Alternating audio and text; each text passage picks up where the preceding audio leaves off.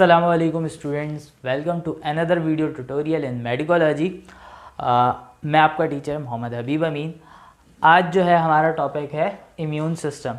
आज हम immune system के बारे में पढ़ेंगे, इसको डिस्कस करेंगे, इसके टॉपिक को ब्रीफली डिस्कस करेंगे, लेकिन सारे एस्पेक्ट्स को अच्छी तरह से पढ़ेंगे ताकि हमें पूरा सिस्टम एक जनरलाइज वे में सही तरह से समझ में आ जाए। अच्छा जी, अगर अभी तक आपने चैनल को सब्सक्राइब नहीं किया या पहली दफ़ा वीडियो देख रहे हो तो अभी सब्सक्रिप्शन के बटन को दबा दो और बेल आइकॉन को ज़रूर प्रेस करो ताकि आइंदा आने वाली तमाम वीडियोस मिलती रहें।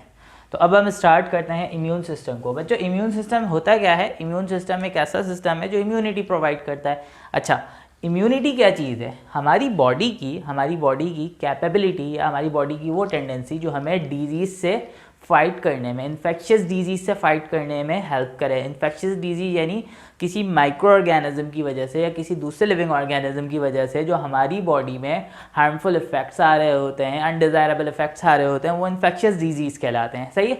तो उससे लड़ने के लिए जब कभी भी कोई माइक्रो ऑर्गेनिज्म हमारी बॉडी में एंटर होता है तो हमारी बॉडी का सिस्टम भी उसके अगेंस्ट एक्शन लेता है। तो ये जो सिस्टम होता है, ये जो फिनोमेना होता है, ये जो टेंडेंसी होती है हमारी बॉडी की, ये कहलाती है इम्यूनिटी। सही है? और इससे रिलेटेड जो सिस्टम इन्वॉल्व होता है इम्यूनिटी प्रोवाइड करने के लिए, वो कहलाता है इम्यून सिस्टम। और इम्यून सिस्टम के लिए बाकायदा एक अलग से ब्रांच है जिसको हम कहते हैं इम्यूनोलॉजी। ठीक है जी। अच्छा, अब इसके हम कुछ एस्पेक्ट्स को पढ़ेंगे। देखो भाई, इम्यून सिस्टम को अगर हम देखें तो इम्यून सिस्टम की दो टाइप्स हैं। सही है? इम्यून सिस्टम की दो टाइप्स है। First one innate immunity and second one is adaptive immunity या innate immune system, adaptive immune system. अच्छा जी, इनेट और अडेप्टिव, सबसे पहले ये समझते हैं कि इन दोनों में फ़र्क क्या है। इनेट इम्यूनिटी जो है वो नॉन स्पेसिफिक होती है और बाय बर्थ होती है। अडेप्टिव इम्यूनिटी स्पेसिफिक होती है और produce at the time of exposure, यानी उसी वक्त प्रोड्यूस होगी जब उस पैथोजन से, उस ऑर्गेनिज्म से हमारी बॉडी एक्सपोज होगी। मैं आपको थोड़ा सा ये समझाता हूँ। देखो भाई, इनेट इम्यूनिटी हर हाल में एक्ट करेगी। सही? अडेप्टिव इम्यूनिटी जब तक कोई स्पेसिफिक केस नहीं होगा हमारी वो एक्टिवेट नहीं होगा। मैं आपको बहुत अच्छी एग्जांपल देता हूँ। आप एक सेल फ़ोन ख़रीद कर लाए, कोई सा भी ब्रांड हो, कोई सी भी कंपनी हो, कोई सा भी मॉडल हो। सही है? तो उसके अंदर जितने भी फीचर्स हैं, सही है, वो उसके इनेट फीचर्स हैं। अब आप अपनी नीड के हिसाब से आपने क्या किया, उसमें एप्लीकेशंस डाउनलोड की, तो ये क्या था? ये अडेप्टिव है। समझ में आ रही है बात? आप देखो, एक ही मॉडल के, एक ही ब्रांड के फ़ोन, जितने भी फ़ोन्स होंगे, आपके पास हो, आपके दोस्त के पास हो, किसी के पास भी हो, तो उन सब में वो फीचर्स होंगे जो कंपनी ने रखे होंगे। सही है? तो उसके बाद अब हर बंदे के बाद जो फ़ोन होता है उसके अंदर जो डाउनलोडेड एप्लीकेशंस होते हैं वो अलग होते हैं। अगर कोई टिकटॉकर है तो उसके मोबाइल में टिकटॉक होगा, वैसे आजकल बैन है। अगर कोई पबजी खेलता है तो उसकी मोबाइल में वो ऐप होगी। या जैसे आजकल इस पेंडेमिक से पहले हमें जूम के बारे में नहीं पता था, बिल्कुल भी नहीं पता था कि शायद इवन मैं अगर अपनी बात करूँ, मुझे इस एप्लीकेशन का नाम भी नहीं पता था, मुझे काफ़ी टाइम के बाद पता लगा। फिर उसके बाद लेकिन जब हमें नीड पड़ी इसकी तो इसको डाउनलोड भी किया हमने, हम यूज़ भी कर रहे हैं। इन द सेम वे हमारी बॉडी में उस वक्त तक अडेप्टिव इम्यूनिटी नहीं होगी जब तक उसका ऑर्गेनिज्म बॉडी में नहीं आएगा। सही? हर ऑर्गेनिज्म के लिए उसकी इम्यूनिटी अलग अलग होती है। ठीक है जी, आप अभी इसको पढ़ेंगे, आपको और ये बात अच्छी तरह से समझ में आ जाएगी। चलो भाई, अगर हम रिस्पॉन्स के बिहाफ पे देखें, तो there are 3 category in our immune system. First one is first line of defence. सही है? Second line of defence and third line of defence. इसका मतलब क्या है, हम यहीं से पढ़ते हैं। देखो, फर्स्ट लाइन और सेकंड लाइन ऑफ डिफेंस जो है वो इनेट सिस्टम के अंदर आती है और जो थर्ड लाइन ऑफ डिफेंस है वो अडेप्टिव सिस्टम के अंदर आती है। यानी पहले फर्स्ट लाइन ऑफ डिफेंस को पार करना पड़ेगा पैथोजन को हमारी बॉडी में एंटर होने के लिए। जैसे इंटर होगा फिर second line of defence activate हो जाएगी। अगर वो सेकंड लाइन ऑफ डिफेंस के बस की बात नहीं होगी तो third line of defence action लेगी। सही? तो फर्स्ट लाइन ऑफ डिफेंस से स्टार्ट करते हैं। इनेट इम्यूनिटी में फर्स्ट लाइन ऑफ डिफेंस से स्टार्ट करते हैं। फर्स्ट लाइन ऑफ डिफेंस का मतलब ये है कि भाई कुछ भी हो जाए, पैथोजन को बॉडी में घुसने नहीं देना। सही है? कुछ भी हो जाए, उस पैथोजन को बॉडी में एंटर ही नहीं होने देना। पहले पैथोजन को मारना नहीं है, पहले उसको एंटर होने से रोकना है। मारना कब है? अगर वो एंटर हो गया तब मारना है। ठीक है? पहले इसको एंटर होने से रोकना है।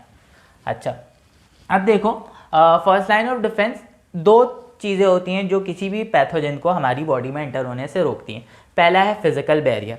फिजिकल बैरियर जिसमें दो चीज़ें शामिल है और वो है स्किन, हमारी इंटैक्ट स्किन होती है, सही है, जिसने स्किन हमारी ऐसी है कोई भी चीज़ बाहर से स्किन के अंदर नहीं जा सकती, सही है, कोई भी चीज़, यानी आउटसाइड टू इनसाइड हमारी स्किन जो है इंसुलेटर है, सही है, कोई भी चीज़ बाहर से अंदर नहीं जाएगी, इंटैक्ट, अनटिल और अनलेस कोई स्किन में कोई इंजरी ना हुई हो, कोई कट ना हो, सही है। अच्छा, उसके बाद है म्यूकस मेम्ब्रेन। अब हमारी बॉडी में सिर्फ स्किन तो नहीं है, कुछ ओपनिंग्स भी हैं, माउथ ओपनिंग है यानी ओरल कैविटी है, नेज़ल कैविटी है, वेजाइनल कैविटी, यूरिथ्रल कैविटी है और रेक्टल कैविटी है। इन सब के अराउंड, जैसे अगर फॉर एग्जांपल वो पैथोजन है वो हमारे माउथ से एंटर होता है, तो भाई देखो माउथ के हर तरफ म्यूकस मेम्ब्रेन है, तो ये म्यूकस मेम्ब्रेन में इंट्रैप हो जाएगा।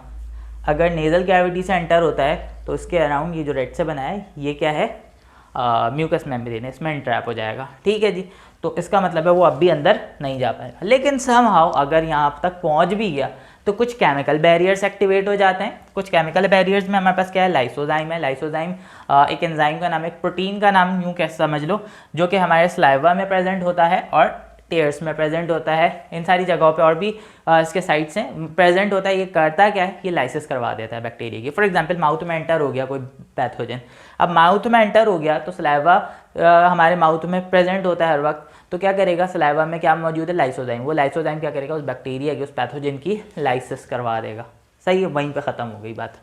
अच्छा, इसके अलावा टेयर्स में भी होते हैं ये HCl अगर खाने के साथ चला गया, सही है, हमारे स्टमक में जो हमारा गैस्ट्रिक ग्लैंड होता है वो गैस्ट्रिक एसिड रिलीज़ करता है, सही है, फिर उससे क्या होता है, उसमें HCl प्रेजेंट है, सही है। HCl क्या करता है, बैक्टीरिया को किल कर देता है। तो इसका मतलब है कि नहीं घुसने देता, काफ़ी स्ट्रॉन्ग सिस्टम है, काफ़ी स्ट्रॉन्ग बैरियर है जो कि पैथोजन को रोक के रखता है। लेकिन अगर समहाउ पैथोजन मैनेज कर लेता है कि किसी तरह से बॉडी में एंटर हो गया, अब क्या होगा, अब second line of defence act करेगी, यहाँ पर लिखा है second line of defence act करेगी कि यानी अब अटैक करना है। पहले रोका हुआ था कि भाई अंदर नहीं आना, अगर फिर भी अंदर आ गया तो अब उसको अटैक होगा, अब उसके ऊपर अटैक किया जाएगा, सही। तो अब अटैक किया जाएगा। यहाँ पे तीन चीज़ें हैं जो सेकंड लाइन ऑफ डिफेंस पे एक्ट करती हैं, phagocytes, anti microbial protein and inflammation. ये तीन रिस्पॉन्सेज हैं जो कि सेकंड लाइन ऑफ डिफेंस में एक्टिव हो रहे होते हैं। अच्छा भाई, ये क्या है, सबसे पहले फैगोसाइट्स को पढ़ते हैं।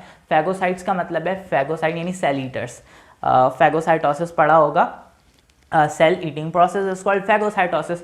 दो हमारे पास सेल्स ऐसे होते हैं WBCs में जो कि फैगोसाइटिक होते हैं, जिनमें से एक हमारे पास है न्यूट्रोफिल्स और दूसरा है मोनोसाइट्स। न्यूट्रोफिल्स क्या करते हैं, ये करते हैं क्या है, बैक्टीरिया को सिंपली जो भी पैथोजन होता है उसकी इनगल्फमेंट कर लेते हैं। इनगल्फ करने के बाद जब वो सेल के अंदर जाता है तो इनके अंदर भी लाइसोजाइम प्रेजेंट होता है, सही है, जो क्या करता है, उन बैक्टीरिया की लाइसिस करवा देता है, सही है। जब लाइसोसोम के नाम से ऑर्गेनेल होता है इनकी बॉडी में जिसके अंदर हाइड्रोलाइटिक एंजाइम होते हैं, जब इन्होंने बैक्टीरिया को इनगल्फ किया वो क्या करेगा, उसकी लाइसिस करवा देगा। न्यूट्रोफिल जो होते हैं वो शॉर्ट लिविंग होते हैं, मतलब ज़्यादा लॉन्ग टर्म के लिए एक्ट नहीं करते हैं, वो शॉर्ट एक्टिंग होते हैं, सही है, शॉर्ट लिविंग है। दूसरी तरफ एक और हमारे पास फैगोसाइट है जिसको हम कहते हैं मोनोसाइट्स। अच्छा, मोनोसाइट्स खुद एक्ट नहीं करता बल्कि क्या करता है, बहुत सारे मोनोसाइट्स को अपने साथ मिला लेता है और एक बड़े सेल में कन्वर्ट हो जाता है जिसको हम कहते हैं मैक्रोफेज, सही है। बहुत सारे सेल को मिला लिया और एक बड़े सेल में कन्वर्ट हो गया जिसको कह रहे हैं मैक्रोफेज, मतलब लार्ज ईटर, मैक्रो यानी लार्ज, सही, और फेज यानी ईटर, मैक्रोफेज। ये क्या करता है, मैक्रोफेज क्या करता है, बैक्टीरिया को इनगल्फ करता है, सही है, बैक्टीरिया हो कोई भी पैथोजन हो उनकी इनगल्फमेंट करेगा। अच्छा भाई, यहाँ पर एक और बात है कि जब ये इनगल्फ करता है और ये लॉन्ग एक्टिंग होता है, ज़्यादा देर के लिए रिस्पॉन्स प्रोड्यूस करता है, इनगल्फ करेगा, लाइसिस करेगा, इसके अंदर एक और कैपेबिलिटी होती है, ये एंटीजन को प्रेजेंट कर देगा ताकि दूसरी बॉडी के दूसरे पार्ट को भी एक्टिवेट कर देगा कि भाई हमला हो चुका है, अब तुम लोग भी तैयार रहो, सही है। इसने क्या किया, इनगल्फ किया, इनगल्फ करने के बाद खुद तो उस बैक्टीरिया के टुकड़े टुकड़े कर दिए, उस बैक्टीरिया को ख़त्म कर दिया, लाइसिस कर दी, लेकिन क्या किया, उस बैक्टीरिया का कोई भी एक पार्ट, सेल मेम्ब्रेन हो या सेल मेम्ब्रेन का कोई पार्ट हो, कोई प्रोटीन हो, उसको अपनी बॉडी के बाहर लटका दिया, यानी बैक्टीरिया को कत्ल किया और उसकी गर्दन बाहर दरवाजे पे लटका दी, यानी सेल मेम्ब्रेन पे लटका दिया, ताकि दूसरे सेल्स को पता लग सके कि भाई ये पैथोजन बॉडी में एंटर हो चुका है, सही, अभी एंटर हो चुका है, ताकि दूसरे इम्यून के सेल्स भी एक्टिव रहें और वो अटैक कर सकें। ठीक है, तो दैट्स वाई इसको कहते हैं एंटीजन प्रेजेंटिंग सेल्स। हम क्या कहते हैं इसको? एंटीजन प्रेजेंटिंग सेल, क्योंकि एंटीजन को प्रेजेंट कर रहा है। सही है। अच्छा, एक और कैटेगरी है हमारे पास नेचुरल किलर सेल, जो कि फैगोसाइट्स की कैटेगरी में नहीं आती, लेकिन इसका काम भी समहाउ इसी से मिलता जुलता है। ये एक अलग कैटेगरी है जिसको हम एनके सेल कहते हैं या नेचुरल किलर सेल कहते हैं। ये क्या करते हैं? देखो, जब कोई भी वायरली इन्फेक्टेड सेल होता है, ये यानी हमारी बॉडी का सेल है, वायरली इन्फेक्टेड है, इन्फेक्ट हो चुका, अब वो खुद तो इन्फेक्ट हो गया, वो खुद तो डिस्ट्रॉय होगा, लेकिन जब ये डिस्ट्रॉय होगा, ये वायरस बाहर आएंगे तो दूसरे सेल को भी डिस्ट्रॉय कर देंगे। ठीक है, तो इस चीज़ से बचना है। तो क्या होगा? नेचुरल किलर सेल क्या करते हैं कि भाई यार ये तो खुद डिस्ट्रॉय हो गया, इस पूरे सेल को ही मार दो। सही, ताकि ये भी मर जाए, इसके अंदर का वायरस भी ख़त्म हो जाए। सही है। अब क्या होगा? तो ये आएगा नेचुरल किलर सेल। इसमें से कुछ पोर फॉर्मिंग प्रोटीन्स होंगे, पोर फॉर्मिंग प्रोटीन्स इस इन्फेक्टेड सेल में रिलीज कर देगा। जब ये इन्फेक्टेड सेल में पोर फॉर्मिंग प्रोटीन्स रिलीज करेगा तो क्या होगा? ये पोर फॉर्मिंग क्या करेंगे? इसकी लाइसिस करवा देंगे। सही है। इस सेल में परफोलेशंस कॉज करेंगे और फिर लाइसिस कर देंगे और फिर ये पूरा सेल जो है इनगल्फ हो जाएगा, फैगोसिटाइज्ड हो जाएगा। सही है। तो ये काम कर रहा होता है नेचुरल किलर सेल। और ये जो एक्टिविटी है, यानी जो सेल को डिस्ट्रॉय कर देना, यानी अपने ही सेल को, अपने ही इन्फेक्टेड सेल को डिस्ट्रॉय कर देना, ये कहलाता है साइटोटॉक्सिसिटी। साइटोटॉक्सिसिटी, जिसमें हमारा इम्यून सेल हमारे ही सेल को डिस्ट्रॉय कर रहा है। यानी कौन सा सेल? जो इन्फेक्टेड है। सही है, इन्फेक्टेड सेल को डिस्ट्रॉय कर रहा है। अच्छा जी, ये तो हो गए फैगोसाइट्स की बात। अब हम पढ़ते हैं anti microbial protein. Anti microbial protein क्या है? देखो भाई, एंटी माइक्रोबियल, एंटी का मतलब अगेंस्ट, माइक्रोबियल यानी ऑर्गेनिजम्स। उसके कुछ प्रोटीनेशियस स्ट्रक्चर्स होते हैं जो कि उनके अगेंस्ट एक्ट कर रहे होते हैं, जिसमें हमारे पास लाइसोजाइम है। लाइसोजाइम हमने पढ़ लिया पहले भी कि वो बैक्टीरिया की लाइसिस करवा रहा होता है। कॉम्प्लीमेंट्री प्रोटीन है, कॉम्प्लीमेंट प्रोटीन है, ये सेकेंड लाइन ऑफ डिफेंस में भी है, थर्ड लाइन ऑफ डिफेंस में भी ये एक्ट कर रहा होता है। भाई ये क्या करता है? ये बैक्टीरियल इन्फेक्टेड सेल के साथ क्या करता है? एक तो उस सेल की लाइसिस करवाता है। सही है। उस सेल की लाइसिस करवाएगा, लाइसिस करवाने के साथ साथ ये कीमोटैक्सिस करवाता है, यानी ये सिग्नल्स भेजता है मैक्रोफेज को कि आओ, ये सेल डैमेज हो चुका है, इसको ख़त्म करो। सही है, इस बैक्टीरियल सेल को ख़त्म करो। तो ये क्या करवाएगा कि अगर फॉर एग्जांपल जिस इन्फेक्टेड सेल में ये जाएगा कॉम्प्लीमेंट प्रोटीन, ये उस इन्फेक्टेड सेल को एक तो लाइसिस करवाएगा बैक्टीरिया की, और साथ साथ क्या करेगा? सिग्नल्स भेजेगा ताकि मैक्रोफेज आए और बाकी के बैक्टीरिया को भी लाइस्ड कर सके। ठीक है।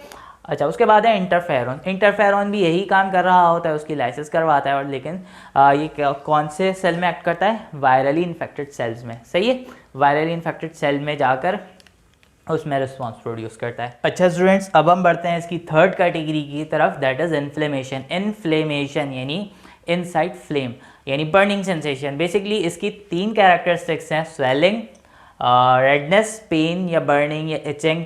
अच्छा, ये क्यों हो रहा होता है? अगर आप खुद अज्यूम करो, खुद सोचो, ऑब्जर्व करो, तो जो पिंपल्स निकलते हैं उसमें क्या होता है? रेडनेस होती है, स्वेलिंग होती है, पेन भी होता है। तो ऐसा क्यों होता है? क्योंकि जब हमारे टिश्यू में, जब स्पेसिफिक सेल में कोई बैक्टीरिया अटैक कर देता है, तो क्या होता है? वहाँ से जो मास्ट सेल, वहाँ के जो बेसोफिल सेल होते हैं, वहाँ के टिश्यू फ्लूइड में, वो क्या करते हैं? हिस्टामिन रिलीज़ करते हैं। हिस्टामिन रिलीज़ करने से क्या होता है? हिस्टामिन 2 काम करता है। एक तो वहाँ पे जो ब्लड कैपिलरी होती है उसको डायलेट कर देता है, यानी वेजो डायलेशन कर देता है इन कैपिलरी, और फिर क्या करता है? उसकी परमेबिलिटी को भी इंक्रीज़ कर देता है। जब वेजो डायलेशन होगी तो ब्लड का फ्लो इंक्रीज़ कर जाएगा। जब ब्लड का फ्लो इंक्रीज़ करेगा तो रेडिश अपीयरेंस होगी, रेडनेस होगी।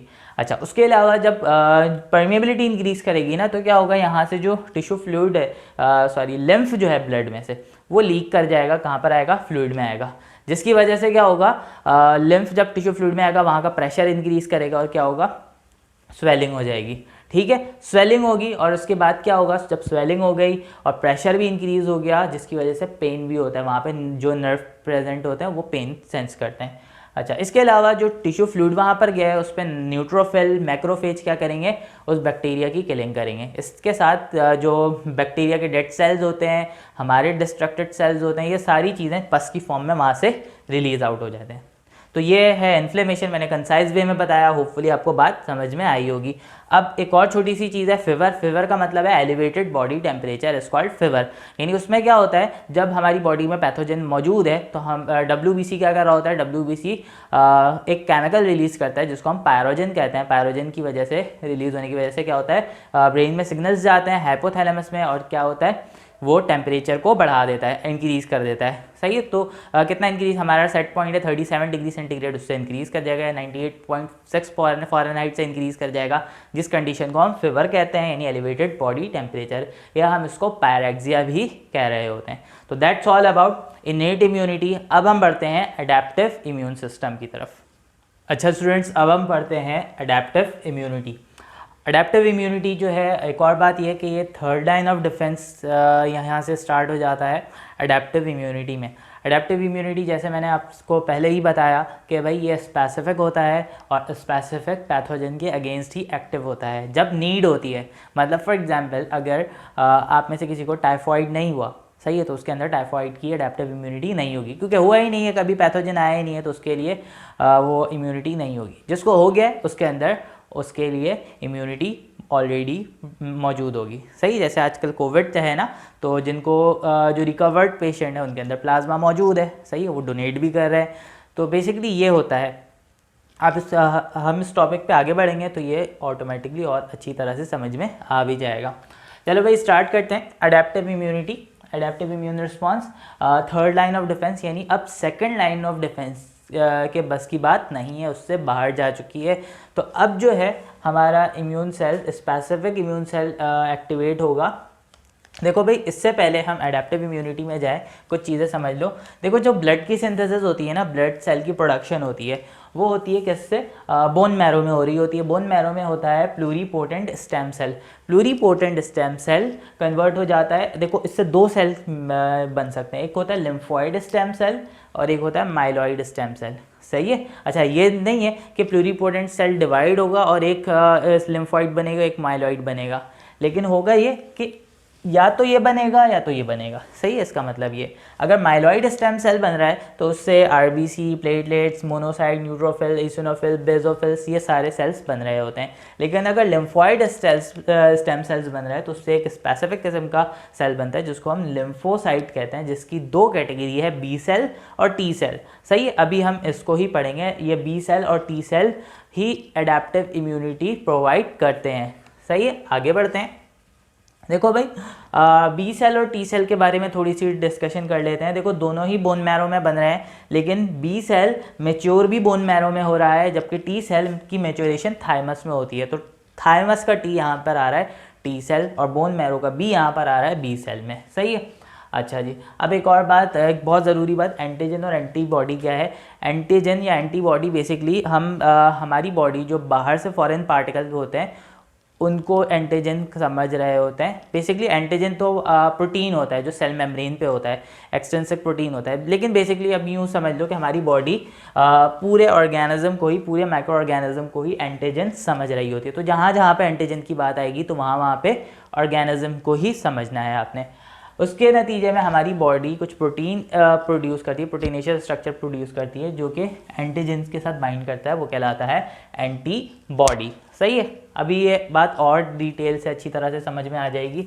स्टार्ट करते हैं। देखो, हमारे पास जो अडेप्टिव इम्यूनिटी है वो दो टाइप से होती है। पहले हम एक टाइप को पढ़ते हैं। First one is humoral immunity. Humoral immunity, humour का जो वर्ड निकला है वो बॉडी फ्लूइड से निकला है, चाहे हमारा ब्लड हो, सर्कुलेटरी सिस्टम हो, चाहे कोई CSF हो या फिर साइनोवियल फ्लूइड हो, कोई सा भी फ्लूइड हो, उससे निकला है। यूजुअली ज़्यादातर ये ब्लड को रेफर कर रहा होता है। अच्छा जी, तो ह्यूमरल इम्यूनिटी यानी कब, जब पैथोजन कहाँ मौजूद है, किसी बॉडी फ्लूइड में मौजूद है, सेल के अंदर नहीं गया, किसी ऑर्गन के सेल के अंदर पेनिट्रेट नहीं किया, बल्कि वो उसके आउटसाइड में, उसके फ्लूइड में मौजूद है, तब हमारा ह्यूमरल इम्यूनिटी एक्ट कर रहा होगा। अच्छा जी, तो इसका मतलब है ह्यूमरल इम्यूनिटी जो होता है ना वो एंटीबॉडी मीडिएटेड होता है। एंटीबॉडी मीडिएटेड का मतलब है इसमें जो इम्यून रिस्पॉन्स होगा वो एंटीबॉडी मीडिएटेड होगा, एंटीबॉडी की मदद से होगा। कैसे होगा अभी हम समझते हैं। अच्छा, यहाँ पर जो सेल इन्वॉल्व होता है वो होता है बी सेल। सही है, वो होता है B cell. B cell provide कर रहा होता है ह्यूमरल इम्यूनिटी। सही है। अच्छा जी, अब एक और बात समझ लो, ये अगर for example this one is our B cell, सही है, बी सेल के सरफेस पे, बी सेल के सरफेस पे नहीं, सेल मेम्ब्रेन पर एंटीबॉडी अटैच होती है जिसको हम कहते हैं ये एंटीजेनिक रिसेप्टर है इसका। सही है, ये क्या है, एंटीजेनिक रिसेप्टर है। अब जो है ज़रा इसको और से समझ लेते हैं कि ये क्या क्या चीज़ें होती हैं, किस तरह से ये इफेक्ट प्रोड्यूस करता है, किस तरह से अपना एक्शन प्रोड्यूस करता है। देखो भाई, सबसे पहला स्टेप होता है रिकॉग्निशन का। सबसे पहले तो उस बैक्टीरियल को, उस यानी उस बैक्टीरियल सेल को पहचानना है। सही है। अच्छा, यूजुअली एक और बात याद रखना है, ये जो इम्यून रिस्पॉन्स है, बी सेल का जो रिस्पॉन्स होता है वो ज़्यादातर बैक्टीरियल इन्फेक्शन के अगेंस्ट ही होता है। अच्छा, पहला स्टेप क्या है, रिकॉग्निशन। देखो भाई, बी सेल बहुत सारे हैं, सही है, रिकॉग्निशन का मतलब है कौन सा बी सेल अटैक करेगा ये रिकॉग्नाइज करना है। अब देखो, बैक्टीरिया है, ये बहुत सारे पैथोजन है। अब ये पैथोजेनिक सेल यहाँ पर क्या मौजूद है, बी सेल में एंटीजेनिक रिसेप्टर मौजूद है, जिसके साथ वो बाइंड कर जाएगा, इसका मतलब है ये ही अटैक करेगा। सही है। तो सबसे पहले ये रिकॉग्निशन, यानी रिकॉग्निशन में क्या होगा, एंटीजन और एंटीबॉडी आपस में बाइंड करेंगे तो बनेगा एंटीजन एंटीबॉडी कॉम्प्लेक्स। सही है। एंटीजन क्या है, एंटीजन ये बैक्टीरियल सेल है, और एंटीबॉडी क्या है, इसके सेल सरफेस पर जो प्रोटीन अटैच है वो एंटीबॉडी है। तो जब ये दोनों आपस में बाइंड करेंगे तो क्या बनेगा, एंटीजन एंटीबॉडी कॉम्प्लेक्स। सही है। अभी एंटीजन एंटीबॉडी कॉम्प्लेक्स जिस बी सेल के साथ भी बनेगा वो वाला बी सेल एक्टिवेट हो जाएगा। तो जो दूसरा स्टेप है वो है एक्टिवेशन का। पहले स्टेप में इसकी बाइंडिंग होगी, रिकॉग्नाइज कर लिया कि भाई ये वाला बी सेल, इस वाले बी सेल ने अटैक करना है। उसके बाद क्या होगा, उसके बाद होगा ये कि वो बी सेल एक्टिवेट होगा। कैसे एक्टिवेट होगा, यानी जब जिसके साथ एंटीजन एंटीबॉडी कॉम्प्लेक्स बन गया वो एक्टिवेट होगा और इफेक्टर प्लाज्मा सेल में कन्वर्ट हो जाएगा। सही। इफेक्टर प्लाज्मा सेल मतलब ये एक्टिव है, ये इफेक्ट प्रोड्यूस करेगा, जिसको हम प्लाज्मा सेल कहते हैं। सही है। अच्छा जी, उसके बाद क्या होगा, उसके बाद ये होगा कि ये प्लाज्मा सेल बन चुका, ये एक्टिवेटेड है। अब ये प्लाज्मा सेल की क्लोनिंग होगी, यानी जो तीसरा स्टेप है वो है प्लाज्मा क्लोनिंग। सही है। डिवाइड होना शुरू हो जाएगा माइटोटिकली। अब जब डिवाइड होगा, क्योंकि बैक्टीरियल सेल बहुत सारे हैं तो इफेक्ट भी बहुत ज़्यादा प्रोड्यूस करना है। अच्छा, अब जब प्लाज्मा सेल बन जाएंगे, प्लाज्मा सेल एक्टिवेट हो जाएगा, तो प्लाज्मा सेल क्या करेगा, सर्कुलेटरी सिस्टम में यानी ब्लड में या फ्लूइड में क्या रिलीज करेगा, एंटीबॉडी रिलीज करेगा। ये वही एंटीबॉडी है होगी जिसने पहचान लिया था। देखो, अब यहाँ पर एक छोटी सी चीज़ समझना। देखो, इतने सारे बी सेल थे लेकिन वही एक्टिवेट हुआ जिसके साथ ये बाइंड कर गया। सही है, क्योंकि उसके पास वो एंटीबॉडी है जो इसके साथ बाइंड कर सकती है। समझ में आ रही है बात। अच्छा जी, अब क्या हुआ, प्लाज्मा सेल क्या करता है, प्लाज्मा सेल ने क्या किया, एंटीबॉडी रिलीज कर दी। वो एंटीबॉडी जाकर इस बैक्टीरिया एंटीजन के साथ कंबाइन होते जाएंगे और एंटीबॉडी कॉम्प्लेक्स बनता जाएगा। तो बेसिकली अब क्या होगा, जिन जिन के साथ एंटीबॉडी कॉम्प्लेक्स बना होगा वो आसानी के साथ फैगोसिटाइज्ड हो जाएंगे। सही है। हमारे पास फैगोसाइट्स है, फैगोसाइटोसिस होगी, यानी मैक्रोफेज है, न्यूट्रोफिल्स हैं, उनको अटैक करना है बैक्टीरियल सेल पे, तो उनको पहचानने में बहुत आसानी हो जाएगी, क्योंकि जिन जिन के साथ एंटीजन एंटीबॉडी कॉम्प्लेक्स होगा उससे उन सबको किल करते जाएंगे, उन सबको मारते जाएंगे। सही है। अच्छा जी, अब वो सब मरते जाएंगे, या तो फैगोसिटाइज्ड होंगे या तो लाइज्ड हो जाएंगे। लाइज्ड कौन करेगा, लाइसिस कौन करेगा, कॉम्प्लीमेंट प्रोटीन या लाइसोजाइम। सही है। अच्छा, फैगोसिटाइज हो गया या लाइसिस हो गया। अच्छा, अब उसके बाद एंटीबॉडी का एक और काम होता है, ना सिर्फ इसकी रिकॉग्नाइजेशन करवाता है बल्कि और क्या करता है, अगर वो बैक्टीरिया, वो पैथोजन कोई टॉक्सिन रिलीज करता है तो उस टॉक्सिक को भी न्यूट्रलाइज करता है, और इसके अलावा एग्लूटिनेशन करवा देता है बैक्टीरियल सेल की, माइक्रो ऑर्गेनिज्म की। एग्लूटिनेशन का मतलब उसकी क्लम्पिंग करवा देता है, सबको एक साथ ऐसे जोड़ देता है ताकि वो सारे एक साथ फैगोसिटाइज्ड हो जाए। समझ में आ गई बात। मैं एक बार इन शॉर्टली आपको समराइज करके बता देता हूँ कि हुआ क्या। देखो भाई, सबसे पहला स्टेप, बैक्टीरिया आया, बैक्टीरिया ने क्या किया, रिकॉग्नाइजेशन हुई। कैसे, ये एंटीजन है, इसमें बी सेल में एंटीबॉडी है, दोनों में क्या बन गया, एंटीजन एंटीबॉडी कॉम्प्लेक्स बन गया। जिसमें एंटीजन एंटीबॉडी कॉम्प्लेक्स बना वो प्लाज्मा सेल एक्टिवेट हो गया, जिसको हम कहेंगे, वो बी सेल एक्टिवेट हो गया जिसको हम कहेंगे इफेक्टर प्लाज्मा सेल। वो इफेक्टर प्लाज्मा सेल डिवाइड होगा, डिवाइड होने के बाद सर्कुलेटरी सिस्टम में क्या रिलीज करेगा, एंटीबॉडी रिलीज करेगा। ये एंटीबॉडी जाकर सारे बैक्टीरिया के साथ कंबाइन हो जाएगी। सही है, उसके साथ कॉम्प्लेक्स फॉर्म कर लेगा। अब जो जहाँ एंटीबॉडी एंटीजन कॉम्प्लेक्स होगा वो सारे सेल आसानी के साथ फैगोसिटाइज हो जाएंगे। कौन करेगा फैगोसाइटोसिस, न्यूट्रोफिल और मैक्रोफेज, सही है। और दूसरा काम क्या होगा, जिन जिन में ये एंटीबॉडी एंटीजन कॉम्प्लेक्स होगा वो सब क्या करेंगे, कॉम्प्लीमेंट प्रोटीन और लाइसोजाइम उनकी लाइसिस करवा देंगे, सही है। तो ये पूरा प्रोसेस होता है। अच्छा, अब एक और बात, प्लाज्मा सेल, कुछ प्लाज्मा सेल ऐसे होंगे जो कि एंटीबॉडी प्रोड्यूस नहीं करेंगे, बल्कि वो क्या करेंगे, मेमोरी सेल्स में कन्वर्ट हो जाएंगे, मेमोरी सेल्स में कन्वर्ट हो जाएंगे। अब ये मेमोरी सेल्स में जब कन्वर्ट हो जाएंगे, ताकि अगर इन फ्यूचर यही वाला पैथोजन दोबारा से आ गया, सही, अगर यही पैथोजन दोबारा से आ गया तो अब जो है, अब दोबारा से रिकॉग्नाइज करने की, ये करने की ज़रूरत नहीं होगी। जब यही पैथोजन आएगा तो डायरेक्ट क्या होगा, प्लाज्मा सेल क्लोन होगा और उसको अटैक करेगा, सही है। तो इसकी वजह से ये जो दोबारा से जो रिस्पांस प्रोड्यूस होगा ये कहलाता है सेकेंडरी इम्यून रिस्पांस। यही वजह है कि पहली दफ़ा जब इन्फेक्शन होता है तो जब दूसरी दफ़ा या तो इन्फेक्शन होता ही नहीं है, सिम्टम्स आते ही नहीं है, या तो फिर अगर आते हैं तो वो जल्दी ठीक हो जाते हैं। तो this is all about humoral immunity. अब हम पढ़ते हैं सेल मीडिएटेड इम्यूनिटी। स्टूडेंट्स, अब हम स्टार्ट करेंगे cell mediated immunity, that is CMI।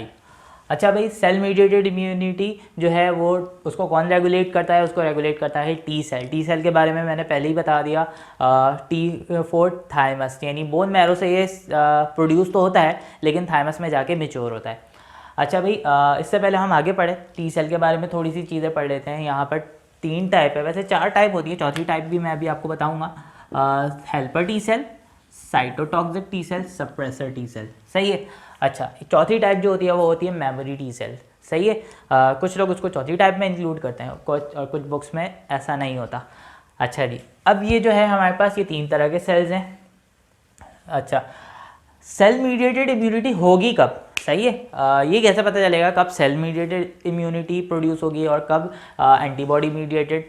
जब देखो ओपनली वो पैथोजन कहाँ प्रेजेंट है, जब ओपनली वो पैथोजन फ्लूइड में प्रेजेंट है तो एंटीबॉडी मीडिएटेड है। लेकिन अगर वो पैथोजन सेल में छुपा हुआ है, ऑर्गन में, किसी ऑर्गन किसी पार्ट के सेल में छुपा हुआ है, तो अब यहाँ पर सेल मीडिएटेड इम्यूनिटी को रेगुलेट करना पड़ेगा, क्योंकि जिस सेल में वो छुपा होता है उस सेल में वो रिप्रोड्यूस भी करेगा, अपनी तादाद भी बढ़ाएगा, तो उस पूरे सेल को ही डिस्ट्रॉय करना ज़रूरी होता है। तो टी सेल यानी सेल मीडिएटेड इम्यूनिटी कैसे होती है, पहले तो पैथोजन की किलिंग होगी और फिर उसके बाद इन्फ्लेमेशन हो जाएगी। यानी कैसे एक्शन होता है, एक्शन होगा कब, जब पैथोजन सेल के अंदर छुपा हो। कैसे होगा, पैथोजन की किलिंग होगी और उसके बाद इन्फ्लेमेशन होगी, सही है। अच्छा भाई, इसमें भी कुछ स्टेप्स शामिल हैं, ये मैंने अपनी आसानी के लिए, आपको समझाने के लिए, आसानी से समझ में आ जाए इसलिए मैंने इसको 4 स्टेप्स में बताया हुआ है। रिकॉग्निशन होगी, क्लोनिंग होगी, साइटोटॉक्सिसिटी, सप्रेशन, सही है। अच्छा, इसका मतलब क्या है अभी आपको खुद ब खुद समझ में आ जाएगा, क्योंकि मैंने पहले बताया कि सेल मीडिएटेड इम्यूनिटी, मैंने क्या बताया कि सेल में छुपा हुआ है। कौन सा सेल में छुपा हुआ है, पैथोजन सेल में हिडन है। अब हमारे पास अब टी सेल जो है उसको पहचानना पड़ेगा कि किस सेल में है और किस में नहीं है, यानी सेल्फ और नॉन सेल्फ के बीच में डिफ्रेंशिएट करना पड़ेगा। मतलब क्या है, एक ऐसा सेल होगा जो इन्फेक्टेड है उसको किल करना है, और जो नॉर्मल सेल है उसको रोकना है, तो उसको नहीं किल करना। तो टी सेल को सबसे पहले ये पहचानना होगा। ये पहचान कैसे होगी, ज़रा इसको समझते हैं।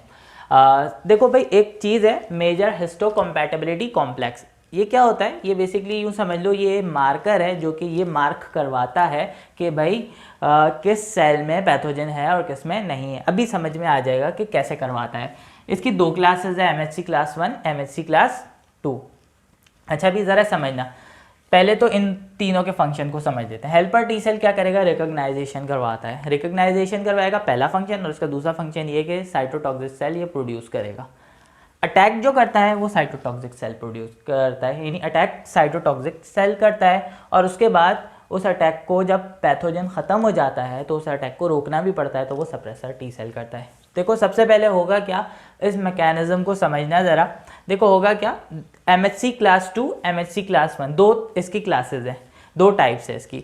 MHC क्लास 2 जो है मैक्रोफेज और बी सेल में होता है, सही है, और जो क्लास 1 है वो बॉडी के तमाम न्यूक्लिएटेड सेल में होता है, सही है, बॉडी के तमाम न्यूक्लिएटेड सेल में होगा। अच्छा, क्योंकि मैंने बताया कि इनेट रिस्पॉन्स तो हर वक्त प्रोड्यूस होगा ही होगा, तो इनेट रिस्पॉन्स में मैक्रोफेज भी अटैक यानी फैगोसाइटोसिस तो होगी, पहले तो कोशिश होगी ना कि वो उसको किल किया जाए।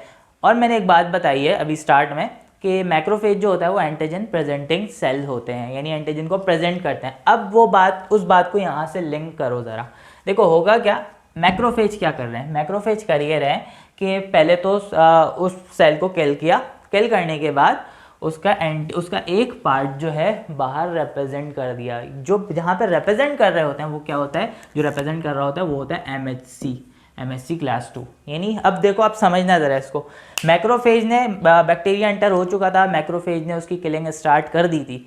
करने के बाद, किल करने के बाद वो क्या करने लगा था, उस सेल का कोई पार्ट, उस बैक्टीरिया को कोई पार्ट, कोई भी पार्ट हो सकता है, प्रोटीन हो, सेल वॉल हो, कुछ भी हो, उसको यहाँ पर रिप्रेजेंट कर दिया था MHC क्लास 2 पे। अच्छा भाई, अब क्या होगा, सबसे पहले इसको रिकॉग्नाइज करना है। हेल्पर टी सेल क्या करेगा, इसके साथ MHC क्लास 2 के साथ बाइंड करेगा। जब ये बाइंड करेगा तो कैसे बाइंड करेगा, हमारे टी सेल में भी एंटीजेनिक रिसेप्टर होता है। इसमें ऑल्सो एंटीबॉडी तो नहीं होता, लेकिन एंटीजेनिक रिसेप्टर ज़रूर होता है हेल्पर टी सेल में। हेल्पर टी सेल इसके साथ बाइंड करेगा और रिकॉग्नाइज कर लेगा इसको कि भाई ये वाला इस वाले एंटीजन को मारना है। रिकॉग्नाइज करने के बाद ये प्रोसेस कहलाता है रिकॉग्निशन। जब हेल्पर टी सेल इसको रिकॉग्नाइज कर लेगा, उसके बाद डिवीजन उस पर स्टार्ट हो जाएगी। वो क्या प्रोड्यूस करना शुरू कर देगा, साइटोटॉक्सिक टी सेल, डिवीजन के जरिए से। सही है, साइटोटॉक्सिक टी सेल प्रोड्यूस करता जाएगा। अब ये साइटोटॉक्सिक टी सेल ऐसा है जो रिकॉग्नाइज करता है पैथोजन को। सही है, अब ये साइटोटॉक्सिक टी सेल क्या करेगा, अब देखो दो चीज़ें यहाँ पर समझने वाली है। ये जो मैक्रोफेज पे MHC कॉम्प्लेक्स क्लास 2 है, इसके पास जो एंटीजन लगा हुआ था, ये तो बिल्कुल सेफ है क्योंकि इसने बाहर इसको मार के ही लगाया हुआ है। लेकिन ये जो क्लास 1 है ना, ये जो रिप्रेजेंटेशन हो रही है, ये उन तमाम सेल की हो रही है जो इन्फेक्टेड है। सही है, हर इन्फेक्टेड सेल में MHC क्लास 1 क्या करता है, उस बैक्टीरिया, उस पार्ट के, खासतौर पे ये वायरल इन्फेक्शन में हो रहा होता है, टी सेल जो होता है, यानी उस पैथोजन को बाहर रिप्रेजेंट कर देता है। अब ये टी सेल जो प्रोड्यूस हुआ है ना, अब ये टी सेल जहाँ जहाँ पे जिस सेल में ये कॉम्प्लेक्स को देखेगा, इस एंटीजन को देखेगा, उसको किल करना शुरू कर देगा।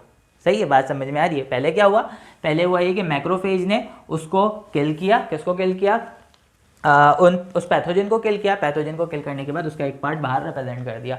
हेल्पर टी सेल आता है, उसके साथ बाइंड करता है, उसको रिकॉग्नाइज करता है। रिकॉग्नाइज करने के बाद उसकी डिवीजन स्टार्ट हो जाती है।